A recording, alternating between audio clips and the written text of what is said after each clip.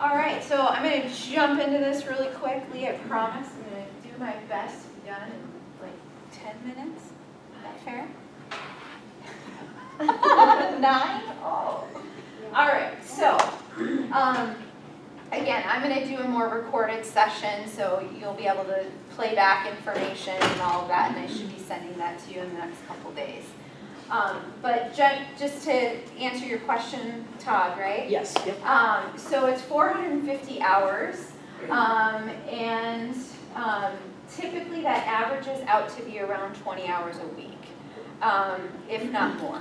Sure. So you really have to think about how you would adjust your schedule with that, and if you're thinking about a place of employment, you really have to, what you're doing for your internship has to be very different than your current job. Because what are you going to really learn if you're doing the same thing that you do in your job for your internship? You already know the job. So, so we require, not just our program, but the social work, the greater people that kind of monitor what we're teaching you require that, because they want you to develop the competencies in social work. So there's some courses that you have to have already completed. There's some paperwork. You have to do a background check, and that needs to be in place. And then you have to enroll in the practicum courses. You'll be taking a prep for field course with me. It will be mostly online. We will have some face-to-face contact about different things. And in this course, so this is, during fall semester, and that's when I'll be meeting with you individually. We'll be coming up with where your placement will be. The prep for field course is really to help get things in order and get you prepared for your placement. So, let's see. Kind of talked about the 20 hours. And I want to mention now, so field 1 is where you're doing a little bit more of kind of like case management is a good, it's really very generalist social work practice. Field 2 is where you're doing more clinical work. So you're actually doing diagnostic assessments, you're doing therapy with clients. So in field 2, we really need you to have your day schedule very available. I would say at least 2, now this would be next year's placement, right? Because you're going to be in field 1. But for field 2, boy, I'm trying to run through all this really quickly. Yeah, no, we're on track. So it will require for you to have some availability during business hours, because that's when clinical work is happening. So it's not really done in the evening hours. I really want to encourage people to not work more than 25 hours a week during the semesters that you're doing your field placement. So like this first fall semester, you'll be taking the prep for field course. So you won't be in your field placement, right? So you could still work during that time, but once we get to January, so if you see where it says field 1 is January through May, you're going to be doing anywhere from 20 to 30 hours a week in your field placement. Okay? There are some placements that have evening hours, but they're difficult to get to. Like, for example, Lifehouse, where I worked at, that is a drop-in center for youth, stays open a little bit later. That could be a possibility.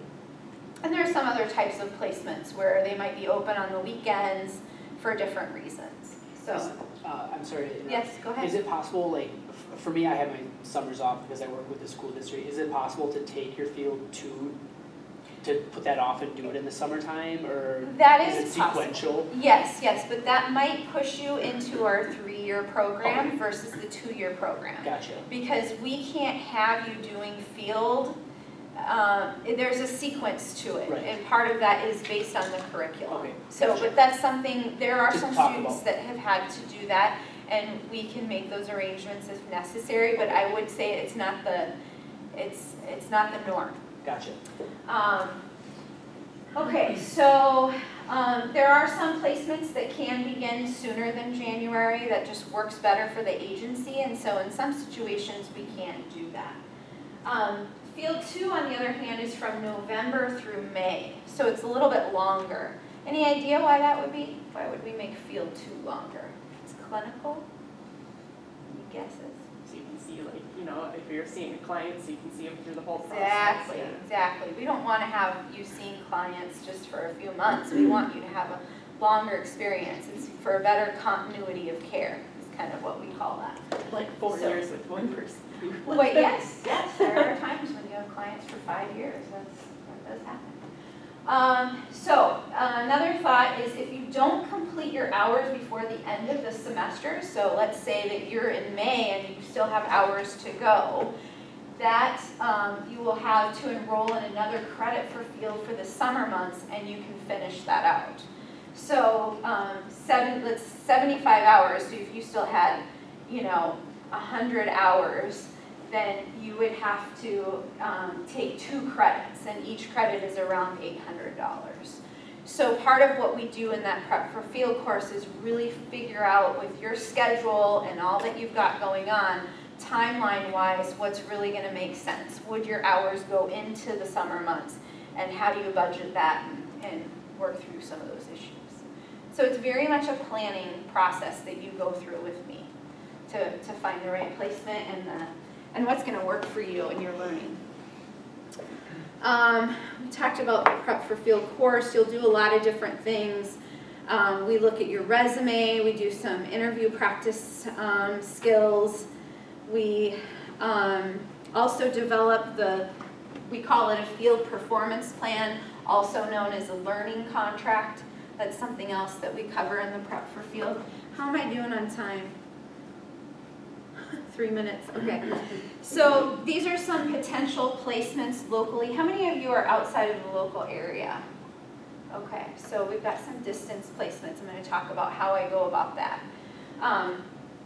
These are, I'm not going to go through all of these, just want to highlight a few. We do have some on campus. I'm working with our Veteran Resource Center to offer an internship if you're interested in working with veterans here on campus. We also have the Office of Diversity and Inclusion, so you could do an internship with them here on campus, and also with our WellU Center. So Donna had talked about her internship here with our Wellness Center, so they provide services to students here on campus. And that is a growing field in clinical social work, is being a therapist on campuses, so that's good experience to have. It's kind of a cushy job, to be quite honest. So it's, yeah, I'll talk more about that. So this is an idea of some of the placements that I have relationships with. This is for Field 2. I just want to highlight one of the placements we also offer here on campus. So this is doing therapy with students at the college. This is for Field 2. They offer a $2,000 stipend for doing an internship there. So it's something to consider if you're looking at that. I try to really offer a variety of different placements, and again, I really want to build on what your skill set is, but also have a placement that challenges you a bit. So if you've worked primarily with children, then I want you maybe to have a placement working with adults so that you're getting a good, broad understanding of how to work with people across the lifespan. So. Have you had anyone working in hospice care yet, or do they? I have probably about 5 placements for the clinical, for Field 2 in hospice care. Okay. So yeah, that's definitely an area. For employment-based placements, I kind of said your internship needs to be very different. You can only do it for either Field 1 or Field 2. You can't do that for both. You have to negotiate to have time off or paid time to complete your internship with your employer. So that's where it can get a little tricky, because they need to really give you that relief time to be able to do your internship. Does that make sense? Okay. You have to submit a proposal for approval, and there needs to be an MSW on staff within the agency. In some cases, we've been able to have external supervisors, but it's best if there's an MSW within the agency that can provide the supervision. So they have to be an MSW, and they have to have at least 2,000 hours of practice experience. They also have to have graduated from an accredited college, but that's typically the case. That's something I kind of figure out. So there's a different supervisory structure too. You can't have, if you have a current supervisor that's an MSW, you have to have an MSW. You have to have someone that's a supervisor for your field that's different than your current supervisor, right? So you're getting some experience from someone else about supervision. Okay, distance placements. I really work with you. I don't know your communities as well as you do. If you have some agencies in mind, I encourage you to contact them and ask about internships. If you're down in the cities, it is competitive. We've got 3 other schools that we have to compete with. So, you know, it's best to develop the relationships with some of them. Let's see. And so I encourage you to explore what the process is for internships with the agency, and then if that's kind of not working out, I will definitely network and work with you to find a placement. So I'm usually pretty good with that. So. All right, I probably am gonna have to stop here. So next steps, just breathe, because we'll figure this out together, I promise. I will be sending you an email that will ask you to complete what I call the field inquiry survey, and so it's for a chance for you to share what your interests are, what your thoughts are. It's a series of questions. You will want to look for an email that's the title of it will be called Next Steps for Field Placement. So I will send that to you in August. And then you will set up a meeting with me in Google Calendar. So it's a system, and I send you a little video that shows you how to do it. That you can set something up in my calendar. And if you have questions beforehand, please email them to me. I'm not going to focus too much on your placement for the summer months. That's why we have the Prep for Field. But if you're really having some dying questions, I'm happy to answer them. So I think that's it.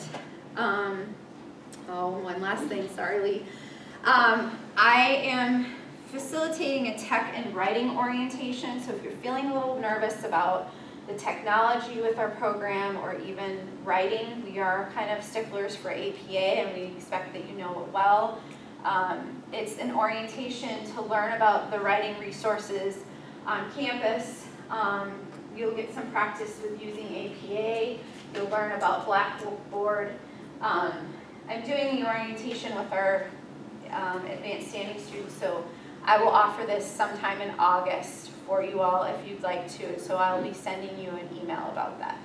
All of the email correspondence from our program will now go to your CSS email, so you need to check that for emails that are coming up. You can merge your CSS to your other email, but I highly encourage you to make sure you're checking it. Because that's where my communication to you will go. So, yeah, I think that's, I wanted to show you the community page, but, so you all are called C2, Cohort 2, so welcome aboard, and we're really excited to have you. So, any questions? No? None at this point.